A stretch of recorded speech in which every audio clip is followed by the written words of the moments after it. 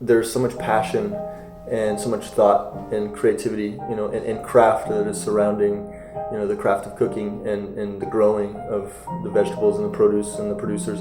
There's this unity in our community right now that's happening between people who truly care, and the fact that this project is kind of bringing us all together and looking at us under the same light, under the same lens, and removing what may or may not be seen from the exterior, but just kind of looking at the identity of us as a whole, as a group.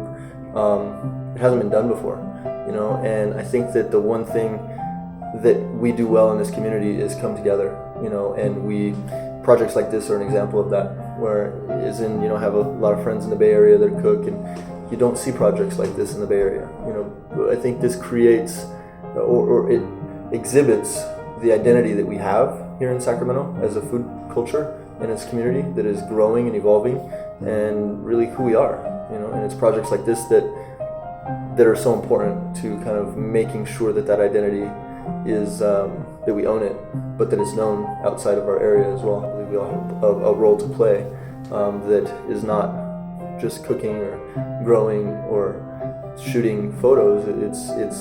It really is about our community, and it's really about living in a place where we all love to live and being passionate about it. And as a result of that, I take my position very seriously, and I definitely want to contribute and see change, and I want Sacramento to have an amazing and exciting culinary scene.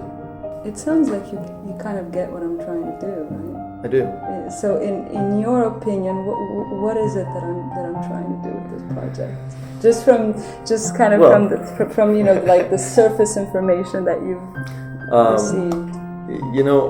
I guess I can't sit here and say exactly that I know what you're trying to do, but I think that we're related, and I know what I'm trying to do, and I know what other people around me are trying to do, and I think that what you want to do is, and from what I've heard and what I see, is that you're capturing a process of the evolution of Sacramento's, history.